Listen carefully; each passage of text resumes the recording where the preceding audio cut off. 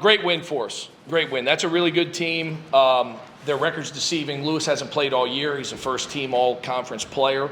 That's a team that's played very well in the Ivy League, which most years in the computer ratings is right with our league or ahead of it. So if you're a good team in the Ivy League, you're going to be a good team in the CAA.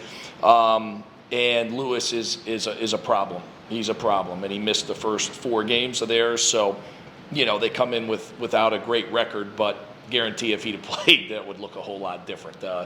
So I was really happy. I mean, the first half we were awesome. Second half, they did a good job. They ratcheted up the heat. We didn't make as many shots. Game tightened up a little bit, but welcome to college basketball. You don't beat good teams by 40. It'd be nice if you could. Did you see anything different in that second half? I noticed there was a lot of full court presses that you struggled with at times last year, and then a little bit of the same in the second half. Yeah, I don't think we struggled. I mean, we had 9 turnovers. I mean, I don't think that's a great number. If we average 9 turnovers, we're going to lead the league in fewest, and we're going to be in the top 50 of the country. Now, a couple plays late I didn't like where they got jump ball and we didn't meet a pass. But, you got to realize, too, now that's our 5th game. That's the first game we've played where the other team has been in what I'd call desperation mode. They were clearly beaten. They were trying to get back to it. And they have speed that, quite frankly, we can't simulate in practice. We don't have as much speed as they do. Eric, Rob, yes. Colin, yes, but Colin's not 100%. And the rest of our perimeter guys are not fast like their perimeter guys. So, give them credit where it's due. I thought their speed bothered us in a couple held balls and stuff late. So, I don't like not meeting passes because that's habits and little fundamental things. But overall, if we have 9 turnovers every game this year, I'm going to be the happiest guy in America. I know you say every time that Eric Pratt's got any injury and it's not going to heal itself, it seems like he still drops 20 every night. How big is that, just consistency? Well, Eric Pratt's an excellent offensive player because he's not capable of scoring it, but he makes plays for other guys. So he draws a lot of attention. He's got a quick first step. We have scoring on the perimeter. I think as Colin gets healthy, he's going to be a double-figure scorer. Rob is a double-figure scorer. Quinn and Thomas basically platoon. And so when I look at their numbers, I always consolidate them because they really play a roughly 20 minutes each. Now, up at Yale, Thomas was fantastic. So he played 28 minutes. So, if one of them really has it going, it'll skew. But for the most part, that's a combined position.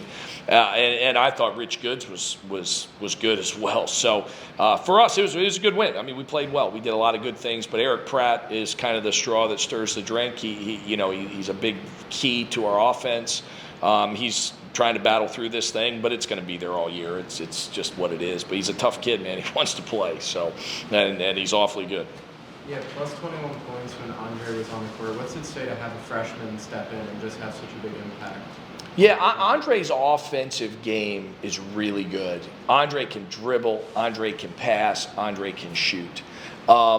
Where Andre's got growth, and trust me when I tell you, he's in the majority. Defensively, up until tonight, Colin O'Connor's been a good defender. Everybody else's defense until tonight, to be quite frank, is for me, Ozempic without the jab. Because I want to throw up. And so I can lose weight watching us defend, and I don't need to get the needle. Colin's the only one that's been any good on defense. I thought tonight Rob Brown was excellent, and we need him to be. And then Colin was good. He got in foul trouble a little bit. Our big guys were a little better. Quinn Gorman had a good defensive game. So, there's a lot going on for us defensively, and Andre is in the vast grouping of guys who, you got to be fair to the kid, too. He's not only adjusting as a freshman, he also go from the FIBA rules to the college rules, and they are not the same. And the level of physicality that's allowed in Europe and pro leagues is not the same physicality that's allowed here. The traveling rules are different. So that guy's got a lot going on, man, and he's done a great job. I mean, he's had way more good games than bad. And for a freshman, he's a really, really good player. And then you brought up defense. 11 steals as a team. What do you chalk that up to? I thought we played hard. I thought we communicated switches, and then fortunately for us, they threw us the ball some. We're not a gamble team. We're not super fast. And so we were in the right positions, and they kind of threw it to where we were. So credit to our guys because they were where they were supposed to be, and we were switching 1 through 4. So we were able to get some steals, but none of them were really gamble steals. We didn't run passing lanes and get back cut. We didn't run. That's not who we are defensively. We don't have speed like that. So that's not how we play. We're much more position oriented and try to keep the ball out of the paint. And tonight we chose to sit in off the 5-man. Because we didn't want the guards getting downhill, and we were really worried about the offensive rebounding, which, in the first half they only had 2. They finished with 12, but the 2's a little fool's gold because the 2 big guys were both in foul trouble, and they didn't play the whole first half. So our defensive rebounding wasn't very good, and that's something that needs to get better and will be a big key for us moving forward. Because we're not blessed with a ton of size. We have size, but we're not the biggest team in the league. I mean, we're playing a 3-guard lineup. We don't really have a wing. Eric Pratt's not a wing. Rob Brown's not a wing. They're guards. So when you play 3 guards, you really need rebounding from the 4 and 5. And of the 4 guys that play that spot, the defensive rebounding numbers, Quinn's have been good. Rich, Oleg, and Thomas's have not been good enough for defensive rebound per minute played, if that makes sense. So that's something we need to get better at as we move forward. And they're trying. Listen, they're good kids, man. They're working their butts off. And I'm happy for them that we've been able to get some momentum at home. We've won all 4 home games, which is a good thing. It helps fans feel a little better walking to their car. Coach, it didn't really show in the box score, but the bench, I thought your bench gave you good minutes at times. How important is depth this season for you when you didn't have it last year?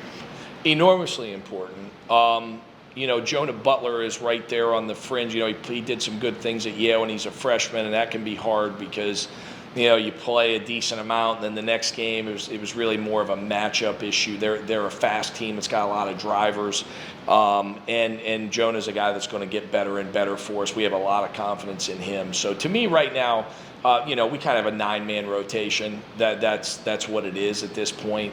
But in these early games, we're trying to feel things out as we get ready for conference, and we'd like to play 9, 10 in these games when you can, but at the same time, man, like that game to me, I knew it was not over at halftime.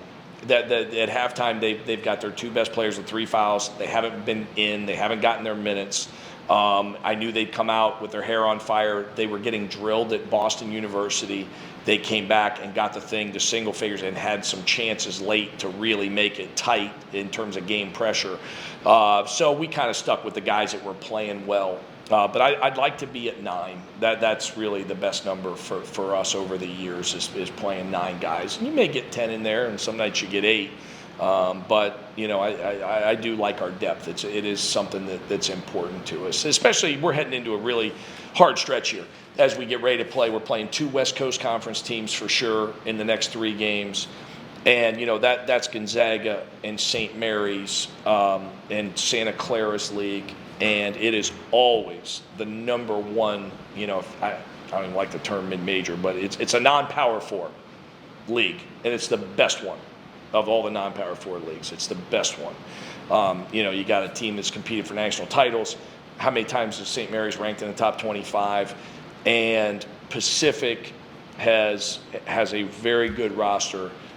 They've really invested in trying to get competitive with the top teams in that league, and trust me, Gonzaga's got kind of blank check out there. So we got a couple real big games. You look at Pacific, Loyola Marymount, it doesn't necessarily jump off the page like Marquette did a year ago, but I can assure you that if Pacific was in our league, they would be first or second in terms of spending. So they're going to be a big challenge for us. So I wish we could have, maybe gone a little 1 or 2 more guys because we need to do that next week because we got 3 games. We go Monday, Tuesday, Friday.